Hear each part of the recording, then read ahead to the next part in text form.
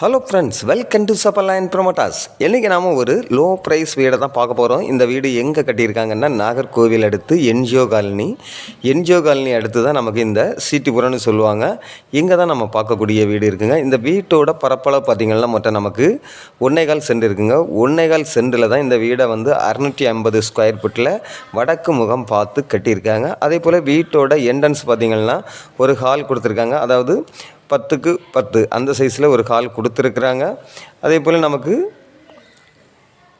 Bedroom பார்க்குறீங்க. இந்த பெட்ரூமும் பார்த்திங்கன்னா நமக்கு ஜன்னல் வசதிகள்லாம் வச்சு தான் இந்த பெட்ரூமும் கொடுத்துருக்காங்க. அதே போல் நமக்கு இந்த பெட்ரூம் பார்த்திங்கன்னா 10க்கு 8 அந்த சைஸில் தான் இந்த பெட்ரூமை கொடுத்துருக்காங்க. அதே போல் நமக்கு இந்த பெட்ரூமுக்கு அட்டாச் பாத்ரூம் வசதியும் இருக்குது.